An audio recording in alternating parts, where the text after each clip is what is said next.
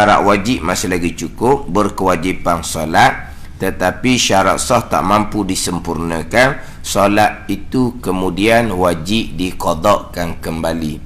Kenapa wajib diqadakkan kembali? Sebab syarat sah tidak cukup. Syarat sah tidak cukup. Kenapa sembahyang? Sebab syarat wajib masih lagi cukup, maka kita masih lagi berkewajipan sembahyang walaupun dalam keadaan syarat sah tidak mampu disempurnakan sekalipun. Kemudian dalam kitab Hidayatus Sibyan ni, syarat sahnya 9 perkara. Ada kitab 8 perkara, ada kitab 5 perkara, ada kitab 4 perkara. Dia bilangan-bilangan ni yang berbezanya cara bilang. Kemudian pula, jadi dalam kitab Hidayatus Sibyan ni, syarat sah yang pertamanya Islam, syarat sah yang keduanya akil, berakal dengan makna tamyiz. Jadi Islam dengan tamyiz ni dalam kitab-kitab lain tidak bilang sebagai syarat sah. Dia tak bilang, sebab tiap-tiap ibadah yang bergantung pada niat, syarat sahnya memang Islam dan tamyiz. Jadi tak bilang suku dah. Dan kitab ni bilang suku. Datangkan Islam yang pertama, berakal dengan tamyiz yang kedua, yang ketiga, yang keempat, yang kelima, yang keenam, yang ketujuh, yang ke-8 tu hak biasa-biasa kitab. Yang ke-9 menjauhi daripada membatalkan akan dia tu, dasar kitab tidak didatangkan. Jadi begitu je lah cara bilang, cara dia ni bubuh nombor ke tak bubuh nombor je, tu je. Tapi dalam kitab kita ni, syarat sah yang pertamanya Islam, datangkan Islam. Keduanya akil, berakal dengan makna tamyiz. Dan kitab lain, Islam dengan tamyiz tak didatangkan, sebab memang tiap-tiap ibadah yang bergantung pada niat, syarat sahnya memang Islam dan tamyiz. Dia gitu. Dia tak payah bernombor dah. Ada kitab kita bernombor khusus. Jadi pertamanya Islam. Itu syarat sah yang pertama. Syarat wajib yang pertama pun Islam juga dahulu. Saya sudah regukan. Sebab syarat wajib yang pertama Islam, syarat sah yang pertama Islam, syarat wajib yang kedua akil, berakal, syarat sah yang kedua akil, berakal, tapi kedua-dua maknanya berbeza. Jadi saya sudah cerita dah. Jadi syarat wajib Islam ni, Islam walau hukman dipanggil, walau Islam ni pada hukum, termasuk orang murtad, masih lagi kekal kewajipan sembahyang. Sebab apa? Sebab orang murtad ni dihukumkan seperti orang Islam. Dia masih lagi duduk di bawah hukum orang Islam walaupun dia sudah murtad. Maknanya kekal kewajipan solat atasnya. Bila dia bertaubat, dia kembali balik kepada agama Islam, dia kena qada sembahyang puasa yang ditinggalkan pada masa murtad. Jadi hak murtad dengan orang kafir asal tak sama. Jadi Islam syarat wajib ni, Islam pada hukum termasuk orang murtad. Tapi Islam syarat sah lain. Islam syarat sah, Islam bil fi'li, Islam hak sungguh ti, Islam hak sebenar-benar. Siapa Islam yang sebenar-benar? Islam yang beriman. Ni syarat sah yang pertama. Islam yang beriman. Islam yang sebenar-benar, di Islam dengan iman ni, kalau sebut Islam saja, mana Islam yang beriman. Kalau sebut kata iman saja, beriman yang Islam. Tetapi kalau sebut kata orang Islam yang beriman, Islam lain, iman lain. Islam timur zahir, beriman percaya hati. Yang mana orang Islam tidak sebenarnya beriman. Tetapi bila sebut kata orang-orang Islam, yakni orang Islam yang beriman. Kalau nak cerita orang Islam yang tidak beriman, dia kena sebut orang Islam yang tidak beriman dengan Allah dan Rasul, yang kita kenali sebagai munafik. Gitu. Tapi kalau sebut kata Islam sahaja, tidak disifatkan dengan yang tidak beriman, maknanya Islam hak sungguh ti, Islam yang beriman. Mana kalau sebut Islam saja, Islam yang beriman. Sebut iman saja, orang beriman yang Islam. Tapi kalau sebut Orang yang beriman, orang Islam yang beriman. Disebut gitu. Muslim yang mukmin. Mana Muslim ni terima zahir, mukmin ni percaya hati. Dia datangkan Islam dan iman makna asing-asing. Islam terima zahir, iman percaya hati akan agama. Jadi sini sebut Islam saja. Islam yang sebenar-benar. Siapa Islam yang sebenar-benar ni? Syarat sah sembahyang pertama, Islam yang beriman. Kalau zahirnya orang Islam, sebab mak ayahnya Islam, maka automatik menjadi orang Islam. Percakapan lidah pun terjaga, tidak pernah pun bercakap dengan percakapan yang menyebabkan batal Islam. Perbuatan pun terjaga, tidak pernah melakukan perbuatan yang membatalkan Islam, contoh sujud kepada makhluk. Dia tak pernah buat dengan perbuatan yang membatalkan Islam. Hukumnya adalah orang Islam. Zahir dia. Tiba-tiba akidahnya tidak ada. Berpegang dengan akidah yang kafir contohnya, maka tidak ada syarat sah sembahyang yang pertama, tidak ada syarat sah puasa yang pertama, tidak ada syarat sah haji yang pertama. Sembahyang, puasa, haji tidak sah, wajib diqadakkan kembali kalau dia tidak beriman dengan bau berpegang akidah-akidah yang kafir, dengan pegangan yang kafir. Jadi syarat yang pertama ni Islam yang beriman. Dia kena jaga molek lah. Sebab tu kita nak sah sembahyang bukan hanya mengaji dia punya syarat rukun sembahyang. Dia kena ngaji akidah, nak memastikan syarat sah yang pertama tu Islam yang beriman tu cukup. Sebab sampai peringkat kena qada kembali kalau berpegang dengan akidah-akidah yang kufur. Berpegang akidah yang kufur. Kalau akidah tu tak kufur, akidah Mu'tazilah, tu hak dosa besar. Tu sembahyang disah, puasa disah tapi tidak ada pahala. Akidah yang kafir ni macam mana? Contoh kita rukun iman yang terdahulu. Zahir pandangan kita, apa yang berlaku ni perbuatan makhluk. Zahir pandangan. Macam sekarang, terang nyata lampu. Lampu pun kerana ada kuasa elektrik. Itu zahir. Sejuk kita rasa sekarang, aircon. Sekarang ni zahir gitulah. Terang lampu, sejuk aircon. Lampu aircon pun dia kena ada kuasa elektrik, barulah lampu aircon berfungsi. Zahir dia gitu. Tapi pegangan kita mentauhidkan Allah pada perbuatan, dengan bahawa semua perbuatan yang berlaku adalah perbuatan Allah. Kita mengesakan Allah pada zat, mana Allah Tuhan yang satu, tak ada Tuhan yang kedua. Betul. Mengesakan Allah pada perbuatan, tidak ada perbuatan yang bukan melainkan perbuatan Allah jua.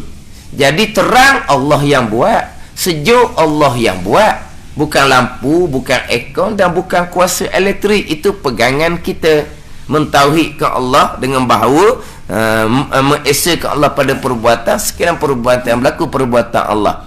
Kalau kita berpegang di akidah, lampu itulah secara semula jadi menerangkan, aircon itulah secara semula jadi menyejukkan, kipas secara semula jadi menyejukkan. Itu pegangan yang kafir. Ijma' ulama, sembahyang puasa kena qada kembali. Ini pegangan kita segala yang berlaku perbuatan Allah. Tapi cakap di mulut, metu molek metu. Metu ni baru terang. Kalau pakai metu ni dipanggil apa tu? Watt tau. Apa? Bukan sisi panggil apa? Panggil sisi kan. Lain ni orang nak sisi lain ni kan. 1.5 sisi. Orang panggil apa tu? Watt. Watt. Yalah kalau kita beli metu watt kecil tak terang. Kalau beli watt besar tu terang. Metu. Itu cakap asbab, tak ada salah. Kita pasang aircon, beri nombor sejuk sikit, sejuk lah. Aircon pula aircon hok jenis Xiaomi, barulah sejuk molek. Tu cakap asbab. Pegangan kita tetap dah yang berlaku semua Allah buat. Tapi kalaulah berpegang terang ke sejuk ke semula jadi makhluk yang beri bekah, kafir ijma' ulama tu. Ni bukan orang Islam. Syarat sah sembahyang pertama tak ada, syarat sah puasa yang pertama tak ada, syarat sah haji yang pertama pun tak ada. Jadi macam mana kita nak berpegang segala-gala perbuatan Allah? Hak tu kena tanam dengan ilmu akidah. Ini semua benda gaib. Ini semua benda gaib. Benda zahirnya makhluk, tapi hakikinya perbuatan Allah. Jadi macam mana kita nak berpegang hak sebenar ni? Kena tanam dengan ilmu akidah. Beriman dengan perkara-perkara gaib. Alladzina yu'minuna bil ghaibi wa yuqimuna shalah. Mereka-mereka yang beriman dengan perkara yang gaib. Ini semua perkara yang tidak boleh dibuktikan. Kalau cerita gaib, malaikat gaib. Kalau kita kata malaikat ada, hamba Allah, makhluk Allah Subhanahu wa taala. Kalau tanya kita, buktikan kewujudan malaikat. Memang tak boleh buktikan. Nak buktikan macam mana? Sebab ini benda gaib. Kita beriman dengan persoalan barzah contohnya. Kita beriman dengan persoalan barzah. Buktikan ada persoalan barzah. Orang mati, ketika ke bumi, kita bubuh kamera ke suti dalam tu, tak ada apa-apa pun dalam tu. Sebab apa? Itu benda gaib. Sama juga beriman dengan qada perbuatan Allah Subhanahu wa taala. Buktikan yang jadi terang ni Allah buat, yang jadi sejuk aircon buat, bukan terang ni lampu buat, bukan sejuk aircon. Buktikan. Nak buktikan macam mana? Nak buktikan macam ni benda gaib. Dia kerja minyak. Kerja minyak ni ada orang kafir, dia cakap dengan Mak Saleh. Dia cakap dengan Mak Saleh, kita kenyang-kenyang ni Tuhan yang buat, bukan nasi yang buat. Teropong lah Mak Saleh tu. Awak buktikan. Nak buktikan macam mana? Kalau tak makan apa? Makan kenyang. Lepas tu kenyang perbuatan Allah. Buktikan. Memang tak boleh nak buktikan tu benda gaib. Digeroyak kau kata ada Tuhan. Kita orang kafir tak ada Tuhan. Royak apa ke dia? Royak kawan tu saya buktikan. Buktikan kenyang perbuatan Tuhan, bukan perbuatan nasi. Nak buktikan macam mana? Itu semua benda gaib mereka. Jadi zahirnya memang kita makan kenyang, tak makan lapar, minum air hilang dahaga. Tapi pegangan kita segala yang berlaku perbuatan Allah. Kenyang Allah perbuat, hilang dahaga Allah perbuat. Kalau berpegang nasi secara semula jadi mengenyangkan, air secara semula jadi menghilangkan dahaga, kafir ijma' ulama. Berpegang di akidah. Cakap tadilah cakap asbab. Kena molek hari ni, bahan 2 pinggang, kenyang dah tak ada salah apa pun. Itu cakap asbab. Minum air hilang dahaga, tu cakap asbab. Telang panado, makan obat hilang penipala, tu cakap asbab, tak ada salah. Pegangan kita tetap dah. Diingatan hati kita lupa. Terang ni Allah buat lupa, sejuk Allah buat lupa. Tu basirah orang awam, jauh dengan Allah Subhanahu wa taala. Tak ada salah. Tapi gitulah orang awamnya, orang yang lemah gitu je lah. Kekuatan basirahnya tidak ada, itu cerita lain. Tak ingat tu cerita lain. Tapi pegangan kita, kepercayaan kitanya, semua yang berlaku perbuatan Allah. Itu orang Islam yang beriman. Barulah cukup syarat sah yang pertama, syarat sah semayang yang pertama, dan syarat sah ibadah yang lain yang pertama. Sama juga dengan puasa, dengan haji pun sama. Syarat yang pertama adalah Islam yang beriman. Ini kena atur molek lah. Yelah, kalau tengok zahir gitu pisah lah. Zahir pisah lah. Jak budak ke orang tua yak kita kan, jangan nak main pisah orang putuh, luka. Tu cakap asbab. Hak pandangan zahir kita gitu juga. Pisah lah jadi putuh, pisah jadi luka. Tu pandangan zahir. Macam mana kita nak berpegang di akidah? Yang memutuskan adalah perbuatan Allah, yang menghanguskan adalah perbuatan Allah. Kena tanam dengan ilmu akidah terlebih dahulu. Beriman dengan perkara-perkara yang gaib. Ini pegangan ni untuk memastikan ibadat kita sah. Kemudian ibadah kita Tuhan terima tak terima, itu pergi pula kepada keikhlasan kita pula. Tu selapis lagi. Itu bagi syarat qabul, syarat Tuhan terima ibadat kita, pergi kepada tasawuf pula. Ikhlas kita semayang ni. Lagi waktu pula. Lagi pada hak dalam pula untuk menentukan Tuhan terima tak boleh Tuhan terima. Ni nak tu sah ke tak mula-mulanya. Sama juga perkara yang berlaku secara sekaligus. Contohnya Allah menggerakkan tangan dalam kitab, misal kitab. Apabila tangan digerakkan oleh Allah, maka cincin yang tersambung di jari pun bergerak. Cincin bergerak, Allah yang gerakkan.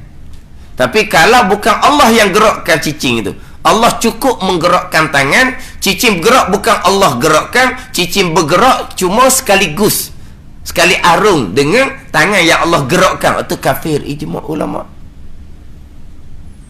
Sebab apa? Keesaan Allah pada perbuatan. Semua yang berlaku perbuatan Allah. Bergerak tangan perbuatan. Cincin bergerak tak payah Allah buat dah. Cincin bergerak secara automatik, secara tumpang turut, secara sekaligus. Dan Allah sudah menggerakkan tangan, cincin tu gerak sekaligus lah. Tak payah Allah menggerakkan cincin, banyak kerja Allah pula. Jadi cincin bergerak sekaligus je. Tumpang turut, tangan digerakkan oleh Allah. Itu kafir ijma' ulama'. Faham tak?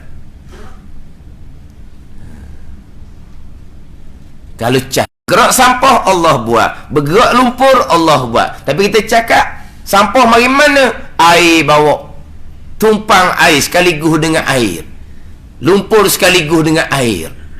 Itu cakapan asbab. Kita tetap ada segala-galanya perbuatan Allah Subhanahu wa ta'ala. Kalau berpegang cincin tu bergerak kerana tangan yang gerakkan. Sampah tu bergerak kerana air yang gerakkan. Tangan Allah gerakkan, air Allah gerakkan, cincin tangan lah pula Allah izinkan tangan lah pula gerakkan cincin. Atau khilaf ulama kafir ataupun dosa besar. Tapi bukan akidah ahli sunnah wal jamaah. Ni kena cermat lah dalam bab pegangan. Kena halus, kena cermat dalam pegangan. Ni syarat sah yang pertama, Islam yang beriman. Islam hak sunguti adalah Islam yang beriman. Ni syarat sah yang pertama.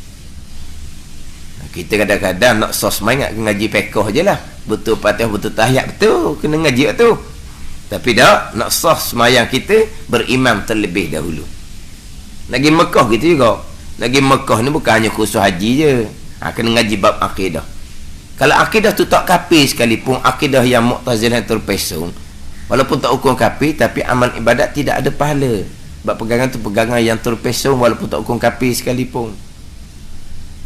Contoh, kita berpegang perkara jahat, Allah tidak menentukan, Allah hanya mengetahui. Kita yang memilih sendiri untuk melakukan perkara jahat, bukan datang daripada ketentuan Allah Subhanahu wa ta'ala. Tak nak sabar Allah gitu tu benda hak jahat, hak Tuhan marah. Allah tidak menentukan, Allah tidak mengqadakkan, Allah hanya mengetahui. Itu akidah yang khilaf ulama tu kafir atau dosa besar. Berpegang seumpama tu walaupun pandangan ulama tidak menghukumkan kafir, masih lagi dihukumkan sebagai orang Islam yang beriman, masih lagi sah sembahyang, puasa, haji, tapi tidak ada pahala. Tapi kalau tak ngaji molek, tak tanam molek ilmu akidah, kita pakai akal, lah.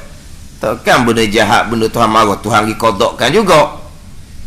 Tuhan sudah jadikan kita ni berakal. Bila kita berakal, kita boleh nilai lah mana hak baik, mana hak jahat, mana hak Tuhan suruh, mana hak Tuhan larang. Tuhan bina akal kita kan. Sampai saat akal kita memilih sendiri untuk buat perkara baik dan jahat. Allah tidak mengqadakkan, Allah hanya mengetahui. Itu bukan akidah Ahlussunnah wal Jamaah.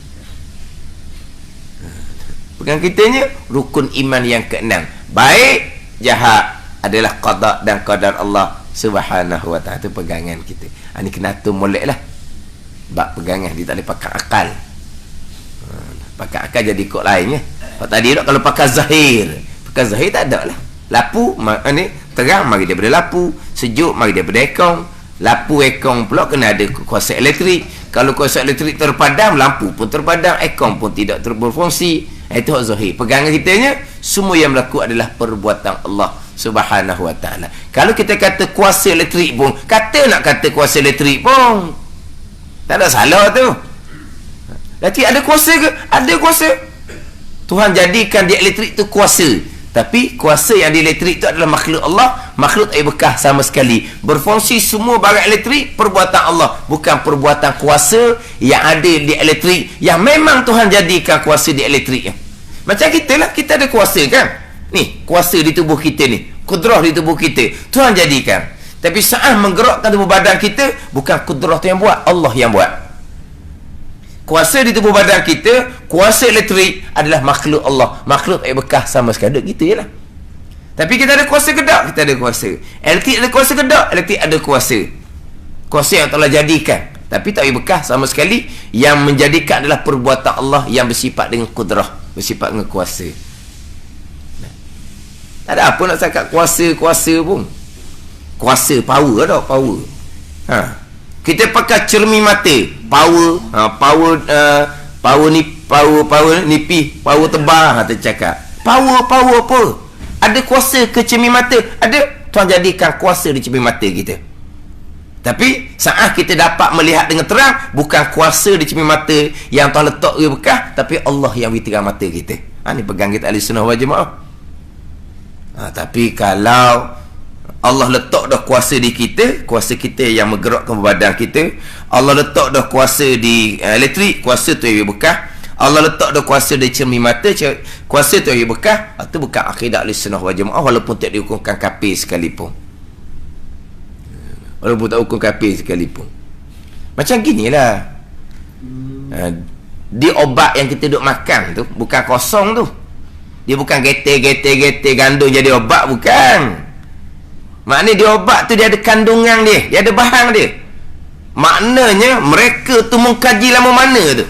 Kandungan-kandungan tu yang boleh jadi menyembuhkan penyakit kita tu. Bukan kosong di obat tu. Sama juga dengan pemakanan. Sekarang ni kan habatus sauda, minyak zaitun, kherma kan, air zam-zam apa semua kan. Dia kaji kandungan. Betul? Ada kandungan. Ada khasiat di pemakanan tu. Di air zam-zam tu ada khasiat. Betul? Semua tu Tuhan jadikan. Kandungan di obat manusia duk kaji ni Allah jadikan. Kandungan di pemakanan sunnah tu Allah jadikan. Tapi sampai saat kita makan obat, penyakit kita disembuh, Allah yang buat, bukan kandungan tu yang buat. Kita makan habatus sauda, kita makan minyak zaitun ke, kherma ke, minyak zam-zam ke, memang di situ ada kandungan yang telah jadikan. Tapi sampai saat kita jadi sihat, Allah yang buat. Ini pegangan kita. Adapun kalau kita berpegang Allah telah letak dah kandungan di obat, sampai masa Allah mengizinkan kandungan tu menyembuhkan kita. Tapi bukan Allah dah. Ada. Allah buat, Allah letak kandungan di obat. Kita pun makan obat tu. Kemudian Allah mengizinkan kandungan di obat tu yang menyembuhkan penyakit kita. Tapi nak tanyanya, Allah menyembuh ke kandungan di obat tu yang menyembuh? Kandungan di obat tu menyembuh dengan izin Allah, sebab Allah letak dah kandungan di obat tu. Itu akidah yang khilaf ulama kafir pun dosa besar. Tapi bukan Allah yang buat. Tidak keesaan pada perbuatan. Ini khilaf. Adapun kalau berpegang secara semula jadi, obat menyembuhkan secara semula jadi, habatus sauda ke, minyak zaitun ke yang menyembuhkan secara semula jadi, itu kafir ijma' ulama tu. Obat secara semula jadi menyembuhkan, bukan sembuh dengan khasiat Tuhan letak di obat, atau kafir ijma' ulama. Tapi kalau sembuh dengan khasiat yang Tuhan letak di obat, kandungan yang Tuhan letak di obat, dengan izin Allah, Allah telah mengizinkan kandungan itu menyembuhkan, itu pegangan yang terpesong, walaupun tak hukum kafir atas pandangan muktamad sekalipun. Tapi bukan Allah yang menyembuhkan. Sudah tidak jadi keesaan pada perbuatan. Sebab perbuatan Allah hanya letak kandungan di obat, lepas tu siap kerja Allah, lepas tu kerja kandungan tu lah pula yang ada di obat yang menyembuhkan. Mana tidak keesaan pada perbuatan. Pegangan kita semua yang berlaku adalah perbuatan Allah Subhanahu wa taala. Ini pegangan masing-masing. Cakap obat semata-mata telang panadol, makan obat darah tinggi, makan obat kecil manis, patut hati kita pun duk gantung obat tu. Putusan obat tu, God Allah, dah ingat nak beli hari ni tak makan lagi obat darah tinggi ni, hari ni tak makan lagi obat kecil manis ni, pusing dah jadinya. Pusing dah sebab putusan obat ni. Itu kita bergantung pada asbab. Hati kita jauh dengan Allah Subhanahu wa taala. Kita berpegang ke obat tu bekas. Tak. Kita mengesakan Allah pada perbuatan. Tapi ada orang salah faham. Dia kata jangan duduk makan obat hari-hari macam nasihat doktor tu. Kan doktor nasihat kan, kalau obat darah tinggi kot tiap-tiap hari lah. Kadang-kadang tengok orang makan obat tu sebekah dia makan obat. Kena makan tiap-tiap hari. Obat kecil manis kena makan tiap-tiap hari. Jadi dia kata kita jangan makan tiap-tiap hari. Ni orang lain pula ni bukan hok doktor cerita lain lah. Tak boleh makan obat tiap-tiap hari. Kalau kita makan obat darah tinggi tiap-tiap hari, akhirnya kita berpegang obat tu yang menstabilkan darah kita, dia kata. Kita makan tiap-tiap hari makan obat darah tinggi kan? Stabil. Sebab apa makan obat? Makan obat stabil, makan obat stabil. Jadi takut akhirnya kita berpegang obat tu yang menstabilkan darah. Jangan makan hari-hari, dia kata. Makan selang sehari. Oh, sebab apa? Takut kita berpegang. Nanti obat darah tinggi itulah yang menstabilkan darah kita. Sebab makan hari-hari, cek darah, stabil semua. Akhirnya kita akan berpegang obat darah tinggi tu menstabilkan darah. Oh, dia ajar gitu. Dah kalau gitu, tak usah makan nasi hari-hari. Jangan makan nasi hari-hari. Makan kenyang. Nanti kan pegang nasi mengenyangkan. Betul nak kan ni? Makan nasi, makan burger. Makan apa-apa pun. Jangan makan nasi semua. Kena gili-gili. Kalau makan nasi hari-hari, pagi makan nasi, petang makan nasi, 2 kali sehari makan nasi. Tak jumpa nasi uhara orang tua tu. Cerok perut orang tua tu. Dah makan nasi pagi, makan nasi petang, makan kenyang. Nanti pegang nasi mengenyangkan. Tak boleh makan nasi kan? Dia amal gitu. Siapa masa dengan doktor dia tak royak ke doktor dia amal gitu. Jadi doktor pun pelik ya. Ubat cukup dah. Mari cek penyakit kau berat. Dia tak mengaku. Dia tak royak. Saya tak makan ubat hari-hari doktor. Takut jadi pegangan kan. Dia tak royak. Dia buat gitu. Tapi dia amal gitu. Jadi doktor ni bila siapa masuk appointment dia jumpa doktor kan, tengok penyakit ni kau berat ni. Obat mengambil semua. Kalau tanya dia kata dia makan obat ikut arahan lah. Kalau dia royak ke doktornya, kena dok macam tadi, dia faham dia. Last sekali bahang buah pinggang. Ada benda daripada tu. Dah tak mau dengar kata. Sebab dia faham gini. Kalau makan hari-hari dah tinggi ada. Kecil manis ada. Orang cukup pakej ni. Pergi buah pinggang pula lagi. Tapi dia tak makan obat ikut arahan. Sebab dia kata saat ni lah. Kalau makan obat darah tinggi hari-hari, makan obat kecil manis hari-hari, stabil, jadi berpegang, obat tu menyembuhkan. Tak boleh makan hari-hari. Jadi makan ikut suka dia pula jadinya. Jadi doktor pun jadi pelik. Sebulan, 2 bulan, 3 bulan mari jumpa sekali appointment dia. Tengok penyakit kau berat. Mari pula penyakit kau kuat. Obat wis comel dah. Sebab apa? Dia tak boleh makan hari-hari, dia kata. Takut berpegang. Obat menyembuhkan. Dah.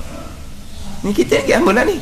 Tak boleh pasang ekong semua-semua duduk jabat. Kalau pasang ekong semua duduk jabat, ada ekong sejuk kan? Tak panas dah jabat.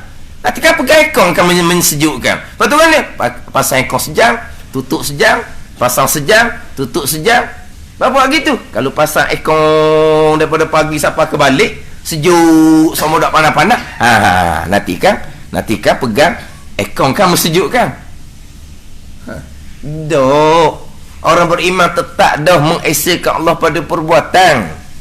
Walaupun daripada mula masuk pejabat sejuk ngekong, sampai ke balik sejuk ngekong, mulut tak pernah pun alhamdulillah. Tu hati jauh dengan Tuhan.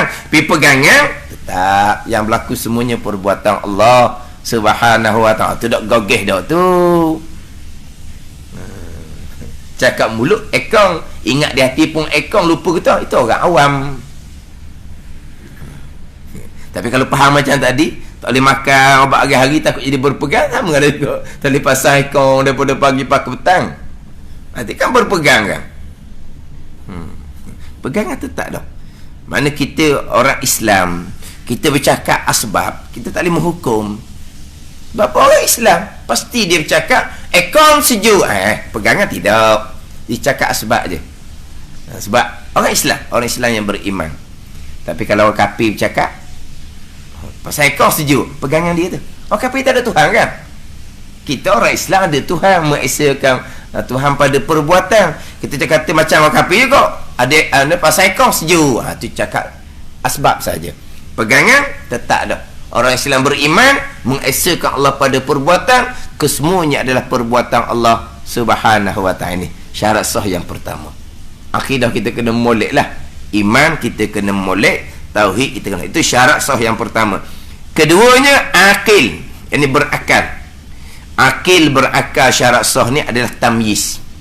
Maksudnya tamyiz ni akal yang boleh membezakan mana baik, mana buruk, mana manfaat, mana mudarat. Siapa yang tidak tamyiz? Orang gila tidak tamyiz, orang mabuk tidak tamyiz, kanak-kanak kecil tidak tamyiz. Orang gila memang tidak tamyiz, tak boleh nak membeza. Orang mabuk tidak tamyiz, tidak boleh membeza. Kanak-kanak umur 3, 4, 5 tahun tu tidak tamyiz, tidak membeza. Kita panggil tidak mumayyiz lagi. Jadi syarat sahnya adalah mumayyiz, dengan bahawa tidak gila, tidak mabuk, dan juga kalau kanak-kanak yang sudah besar, yang sudah mumayyiz, maka sah semayang. Sah semayang. Umur dia 6 tahun, 7 tahun, 8 tahun, mumayyiz ni 5 tahun mumayyiz dah. Tahu tak mumayyiz? Mumayyiz tu isim fa'il. Kanak-kanak yang boleh membezakan mana bersih, mana kotor. Kanak-kanak yang boleh makan sendiri, kanak-kanak yang boleh istinja sendiri, itu kanak-kanak yang mumayyiz, yang boleh, yang dipanggil tamyiz. Jadi untuk sah semayang, untuk sah puasa contohnya, bukan balik. Balik syarat wajib. Syarat sahnya adalah mumayyiz. Sebab tu kalaulah budak ni belum balik, umur dia 8 tahun, 9 tahun, 10 tahun, tak balik lagi, tapi dia mengaji pandai, dia mengaji pandai, tanya mu balik tak lagi awal? Tak lagi, dia kata. Tapi dia mengaji pandai, boleh tak dia imam? Boleh. Dia tak balik lagi. Syarat sah semayang bukan balik, syarat sah semayang mumayyiz. Dah kata balik, balik syarat wajib. Maknanya nak jadi imam pun boleh, tapi tak aula lah. Walaupun sah pun dia tak sempurna lagi lah, sebab belum balik, tapi sah. Kalau nak jadi muazzin pun sah azan dia, sebab syarat sah azan adalah mumayyiz. Syarat sah azan adalah mumayyiz. Dia bang walaupun belum balik, tapi sudah mumayyiz, sah azan dia, tapi tak aula, makruh hukum dia nak comelnya kepada orang balik. Sebab tu orang mumayyiz, kalau dia mengerjakan haji, dia niat sendiri, bukan wali yang niatkan. Sebab apa? Sebab haji dia sah, sebab dia sudah mumayyiz. Walaupun dia belum balik, kita panggil haji kanak, haji budak-budak, sebab dia belum balik, tapi sah dah haji dia, sah sebab dia sudah mumayyiz. Janji rukun cukup, wajib haji cukup, sah. Tapi oleh kerana haji ni hanya sekali seumur hidup, dia tak macam semayang, tak macam puasa, tak macam zakat. Dia haji ni hanya sekali seumur hidup, walaupun sekaya mana orang tu sekalipun. Harta dia belaka, tak ada harta orang lain ni, tetap haji hanya sekali. Jadi walaupun sah sebab dia sudah mumayyiz, tapi tak sempurna sebab dia belum balik, maka tak gugur kewajipan haji sekali seumur hidup walaupun sah sekalipun. Tak gugur juga kewajipan haji sekali seumur hidup, sebab sekali je, haji sekali je. Jadi walaupun budak umur 9 tahun, 10 tahun ni, dia sudah mumayyiz, sah haji dia, tapi tak balik, tak sempurna. Jadi tidak menggugurkan kewajipan haji sekali seumur hidup walaupun haji dia sah sekalipun. Jadi syarat sah adalah mumayyiz, bukan balik. Lepas tu saya pernah sebut sebelum ni kan, kalau kita katalah mai jenazah fardu kifayah, berlaku kematian orang tak berahi sangat-sangat, masa hidup dia tu, kat Allah nyusah kat orang semua. Alah, pikul tonggeh orang lah, apalah macam nyakit gitu. Jadi pikul tonggeh orang, bukan pikul tonggeh hok jual gas atau rumah tu, bukan ni hok tutup, pikul tonggeh awak lari. Jadi gitu. Jadi dia mati jadi orang pun dak berapa nak pergi mayat-mayat contohnya. Fardu kifayah. Fardu kifayah saya pernah hadapi sekali. Orang jemput, tak ada orang nak mayat-mayat, dia kata. Tak boleh kata. Dia orang Islam. Jenis nyakit gini ya. Tak boleh kata kena main jenazah. Pergi ya. Jadi hok pergi main jenazahnya dalam saya bawa dia lah 4-5 orang tu je. 4-5 orang tu je. 4-5 orang je pergi. Tak pergi mayat. Orang beci dia orang. Tak pergi sembahyang. Mayat jenazah. Waktu kepada tak habis dosa kita lelaki kampung tu nya. Atau kubur, tengoklah macam mana dia buat turun apa semua, kemudian dia iringkan jenazah tu molek. Lepas tu kita pun balik Tak tunggu apa sudah lah. Nak jadi je. Sebab dia grup dia ada dah, grup dia. Hak tukang skut tanah grup dia ada dah. Hak dekat-dekat nak mati macam dia jugalah. Dekat-dekat nak mati macam dia juga. Tak lama mati tu supaya je penyakit sama je. Cuma kita kena pergi takut dia bubuh mayat paling tangkap lain ke guana. Bukannya betul sangat. Kan? Lepas mayang atau kubur nak sahih je. Biar letak tu biar mengadap kiblat molek-molek. Lepas dia pun turun tanah kita balik. Tapi lepas padu kita bayar je. Dah kalau lain tak mau layang. Tak boleh lah. Dosa kita semua kalau tak mau layang. Orang kata mujur mati. Oh gitu no. Biarlah dia mati dah. Seperti dengan Tuhan lah guana. Kita katalah dalam keadaan seumpama tu tak ada seorang nak semayang. Marilah budak seorang.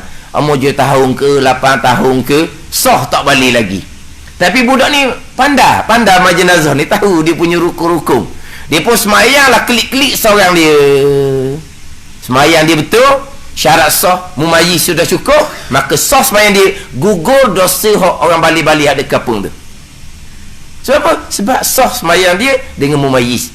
Dia baru umur 7 tahun 8 tahun tak balik lagi budak tu. Syarat sah adalah mumayyiz, bukan balik. Syarat wajib atas pada tekuk masing-masing. Tu barulah pergi pada balik. Pada takdir gitu. Seorang budak je semayang, gugur kewajipan atas orang lain, tak berdosa orang lain. Jadi syarat sah ibadah adalah mumayyiz. Syarat sah semayang, puasa dan ibadah-ibadah yang lain. Tapi dalam mazhab Syafi'i kita lah, syarat sah muamalah baligh. Dia lain sikit. Dalam mazhab Syafi'i kita, syarat sah muamalah, jual beli. Nak menjual, penjual syarat sahnya baligh. Pembeli syarat sahnya baligh. Syarat sah ibadah semayang puasa balik mumayyiz. Syarat sah muamalah jual beli mesti kena baligh. Kalau belum baligh tidak sah menjual dan tidak sah membeli. Hukumnya haram dalam mazhab Syafi'i kita. Melainkan jumhur kebanyakan mazhab lain dia tidak syarat sahnya baligh. Di syarat sah jual beli mumayyiz juga. Syarat sah jual beli pun mumayyiz juga. Budak yang kenal barang, tahu barang hak expirednya hak mana. Budak yang kenal duit harga barang berapa, jumlah jadi berapa. Dia budak yang belum balik ni, yang hulur duit, dia kenal duit dia hulur tu berapa puluh, berapa ratus. Dia kenal. Dan dia tahu berapa ke duit kembali dia. Dia tahu berapa akan dikembalikan oleh penjual. Dia tahu. Maka sah jual beli dia dalam mazhab lain walaupun belum balik, janji mumayyiz. Tapi kalau budak tu barang pun tuan kedai yang ambil, cuma mak ayah dia tulis senarai harga barang, senarai barang nak dibeli, kemudian dia pun bubuh duit dalam, dia pun lipat kertas, dia pun pesan anak dia bawa ke tuan kedai. Tuan kedai pun ambil, tengok senarai barang. Tuan kedai yang tolong cari. Lepas selesai kira-kira duit kembali hak baki tu, tuan kedai pun bubur dalam kertas tu, tuan kedai pun tutup semula, tuan kedai pun beri pada budak tu balik ke mak dia. Hak tu mazhab lain pun tak sah seumpama tu. Sebab apa? Fitnah jadi gitu. Tuan kedai beri hak barang lama, nak kata mana? Tuan kedai beri duit pun baki tak cukup, budak tak tahu berapa jumlah semua sekali, berapa yang sepatutnya duit baki, duit dikembalikan. Kalau tuan kedai ni kembalikan duit baki tu cukup, budak yang tak reti bahasa dia pegang duit, cicir tengah jalan, orang minta tengah jalan, gapo tangan tawai duit minta sikit, dia pun beri misalnya. Sampai di rumah mak dia tengok, Allah banyak ni je duit punju, duit baki. Tuang kedai ni mentang-mentang lah budak tak reti, dia beli, dia tipu, tak salah tengok. Padahal anak dia beri orang duit. Ni mana mazhab lain kurang-kurangnya budak tu kenal barang, tahu jumlah duit berapa, duit yang akan diterima kembali berapa, bolehlah nak jual beli. Tapi mazhab Syafi'i kita, ibadah tamyiz, muamalah jual beli, syarat sah adalah baligh. Kanak-kanak yang belum balik menjual hukumnya haram, kanak-kanak belum balik membeli hukumnya haram. Tapi kebanyakan orang kitanya tak balik-baliknya tau. Gitunya. Kita pergi kedai. Mana mak naik semayang kejap. Saya tunggu, dia kata. Umur berapa? Umur 7 tahun, 8 tahun, 9 tahun. Dia kata ni, ya awak mau balik tak lagi? Pelik pula kawan tu. Orang pula dia nak beli. Tanya balik orang, balik kedai. Yelah nak belilah ni. Awak nak jual, awak balik kedai. Susah-susah pula budak tu. Tak pernah kau tanya. Dah je kadang-kadang kan. Dah mak nak semayang, tak ada orang nak jaga, anak dia jaga. Anak tu belum balik. Mazhab Syafi'i kita, muamalah jual beli syarat sah adalah balik. Ibadah sembahyang puasa syarat sah adalah mumayyiz. Tapi kita gitu jelah amalan kitanya. Tak ada pakar-pakar mazhab Syafi'i pun jual beli budak-budak, jual beli tak ada akad-akad Ada akad? Saya beli barang ini dengan harga sekian-sekian. Saya beli barang tak ada dah. Tahu? Kalau dia sebut pun saya beli saya beli apa kita beli? Ya betul-betul saya beli barang ini semua dengan harga sekian-sekian. Ni saya beli kalau kedai kata saya jual akad tak cukup gitu, tak jadi. Kalau pakai mazhab Syafi'i. Tapi jumhur mazhab yang lain, kebanyakan mazhab yang lain akad tak wajib. Jadi kita jadi gitulah. Kata bermazhab Syafi'i, amalannya lah. Tak berapa ngaji molek pun pekoh mazhab Syafi'i. Pakai ambil-ambil gitu je tau.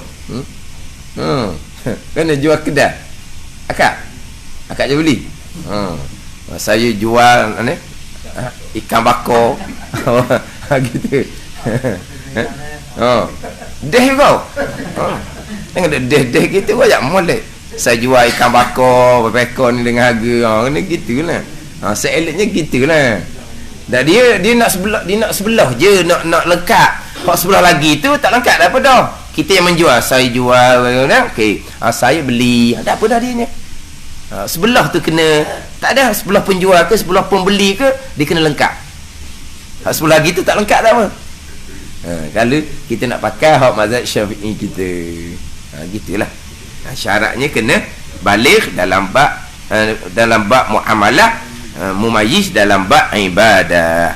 Ketiganya suci badan daripada hadas kecil dan hadas besar. Wallahu a'lam. Bismillahirrahmanirrahim. Alhamdulillahirabbil alamin wassalatu wassalamu ala sayyidil mursalin wa ala alihi wa sahbihi ajma'in. Allahumma iftah alaina futuhal arifin. Allahumma allimna ilma akdamin wa fahimna famasabikin warzuqna riqat talibin. Allahumma zidna ilman wa alhiqna bis salihin. Wa sallallahu ala sayyidina Muhammadin wa ala alihi wa sahbihi wa sallam.